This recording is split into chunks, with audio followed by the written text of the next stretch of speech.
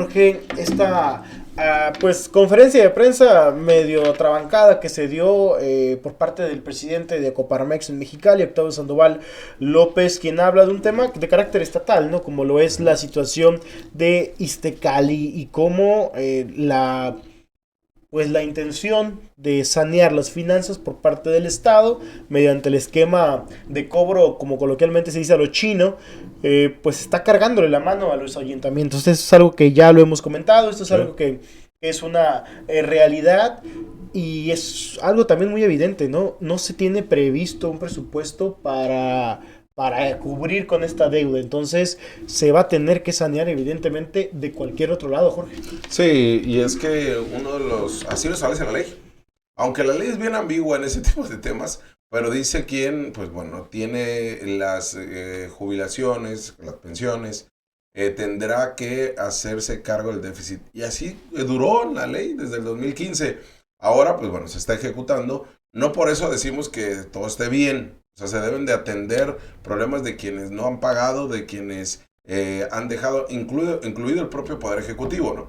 Le hemos dicho tantas veces que en algún momento de la vida de Iztacali, específicamente entre la administración de Osuna y de Kiko Vega, Iztacali no le pagaba a Iztacali las retenciones de cuotas, ¿no? O sea, para que vea usted a ese nivel. Pero bueno, escuchemos al líder, al presidente de Coparmex en Mexicali, haciendo su planteamiento, ¿no? De por qué no tendría que hacerse este modelo de atender el déficit como lo está planeando el gobierno del Estado. Le están cargando los ayuntamientos el costo de la ineficiencia, pero sobre todo el costo de la corrupción que se concentró en el Iztacali. ¿Por qué se concentró la corrupción en el Iztacali? Porque se daban bases en forma ilegal, porque se daban pensiones en forma irregular. Y eso está ya revisado, pensiones que se dieron a personas que estaban en el gobierno, los gobiernos anteriores, que se pensionaban sin tener la antigüedad, que les subían la categoría y que les daban doble plata. ¿Cuántas son esas pensiones? Yo pensaba que eran 200, son alrededor de 400. Eso nos representa alrededor de 1.200 millones de pesos. No es un problema que lo haya generado ni Bonilla ni la actual administración. Es un problema de acumulación que hay que transparentar y hay que cortar, porque eso le conviene a todos, le conviene al sindicato para que tenga certeza de cuándo una persona se puede jubilar, porque hay lista de espera. Le conviene al sindicato porque hay certeza cuándo le van a pagar sus finiquitos. Le conviene a los sindicatos porque va a tener certeza que quien entre a trabajar al sistema educativo va a tener su salario en la 14ª siguiente de cuando entró a trabajar, no un año o 2 años.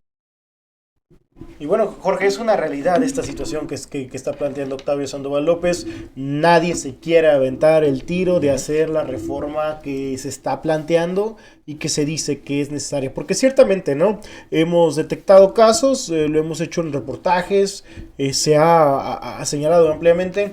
Sí, y también es conocido por el Vox Populi, por así llamarlo, que hay mucho gandallismo en el tema de las jubilaciones, que realmente hay mucho aprovechamiento, hay mucho abuso de repente por parte del Estado magisterio y el Estado burocracia. O sea, este contubernio que se hace para beneficiarse mutuamente del erario y que se ha tenido una conducta sumamente irresponsable en este tipo de temas, ¿no? Sí, y miren, tienen la razón, se está avalando la corrupción, pero no se puede hacer de otra manera, ¿no? O sea, no hay de otra manera para salvar a Iztacali más que atendiendo a la ley, y eso es pírrico.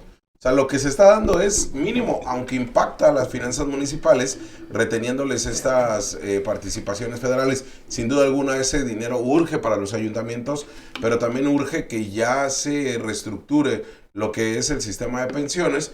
Ya dijo el propio gobierno del Estado que no le va a entrar ese tema, no va a asumir ese costo político, pero sí, el problema es que la que entre como líder sindical, tanto la burocracia como el magisterio, ya no empiecen a dar todas estas bases ilegales y jubilaciones ilegales. Incluso otra de las reformas que se debería plantear, independientemente del tema de pensiones, Es precisamente eso, ¿no? Que deje de estarse o buscar el esquema en el que se deje de estar planteando una regaladera de plazas a lo loco, ¿no? Como se plantea en estos momentos. Se puso una pequeña, pues modificación, por así llamarlo, a la ley en 2014-2015 en la administración de Francisco Vega de la Madrid para que las plazas se distribuyeran ya no solo directamente por el sindicato, sino entre el sindicato y oficialía mayor, que se pusieran de acuerdo. Que al final terminó siendo igual de corrupto. Que al final terminó, lo que pasa es que ahora eran 2 personas las que metían gente en lugar de una. O sea, pero al final de cuentas terminaba siendo lo mismo. No sirvió para nada esa reforma que planteó Kiko Vega de la Madrid y se quedó corto. Se quedó muy muy corto realmente en este esquema y podemos ver que tanto Victoria Bentley como Manuel Guerrero, como Lázaro Mosqueda, como Alicia Martínez, que en paz descanse, como Carmen Frías, que en paz descanse también, todos aprovecharon el sindicato, lo gozaron y metieron a toda la cantidad de gente que se pudo hacer. El sindicato es sinónimo de corrupción e impunidad. El de burócratas y el del magisterio, no todos los sindicatos, el de burócratas y el magisterio son los que han evidenciado precisamente esta línea, y ahora sí que a las pruebas nos remitimos, Una de esas pruebas es Iztecali. Además de la mala administración también, no solamente se trata de los sindicatos, como dice Villa, hay una junta de gobierno en el Iztecali, en donde forman parte funcionarios estatales como el oficial mayor y como otros funcionarios, el secretario de Hacienda, por ejemplo.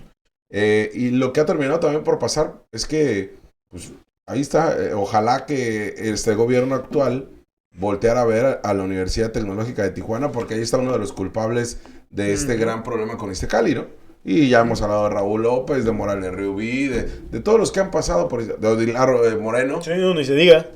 Que es igual también, que tiene ahí unas cuentas que nunca, fíjense con qué cara Odilar Moreno sale ante cámaras y micrófonos hablando de actos de corrupción cuando él no comprobó gastos en el Iztecali, ¿no? De acuerdo a la Auditoría Superior del Estado, entonces, de la Federación, perdón. Le digo, a ellos no se les hace nada y nadie los toca. Jurídicamente hablando, judicialmente hablando. Lo mismo los alcaldes de ese momento, de turno, los tesoreros, los alcaldes, que también desviaron recursos. Pero esto es incluso más allá, Jorge, porque ciertamente pagando todavía todas las deudas del propio Iztecali, del Poder Ejecutivo, de todas las áreas, que se pagaran todas, aún así tendríamos un problema con déficit en Iztecali. ¿Quién paga la reserva técnica, por ejemplo? Ajá. ¿No? De los trabajadores, tanto de la burocracia como del magisterio. Ese dinero ya ahí está perdido. Y así podemos ir en muchas de las situaciones donde Iztecali pues, ha sido este barrilito sin fondo, el cual pues ya está a nada de cerrarse.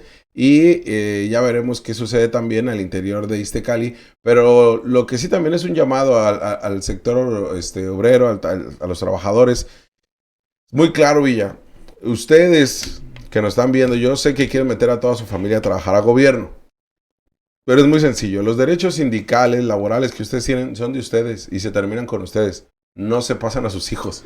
Eso ya, esa mala práctica ya se tiene que acabar, Villa. Sí, y no solo eso, ¿no? También no se vale que por el genuino apoyo a un líder sindical no sea porque creas que es la mejor opción para defender tus derechos, sino porque sabes que él sí te va a dar la llave para meter a toda tu familia, ¿no? Y así acrecentar más el sector o el rubro que está beneficiando a este grupo. Dejen de realmente verlo como un botín político, el presupuesto de todos nosotros, ¿no? Y yo soy sindicalista, yo estoy de acuerdo en que realmente tiene que haber un sindicalismo, tiene que haber un contrapeso en el poder hacia los trabajadores, y yo creo que todas las empresas grandes, sobre todo incluso las maquiladoras, tendrían que tener sindicatos para que se evitara y se dejara de abusar de un gran sector de la población.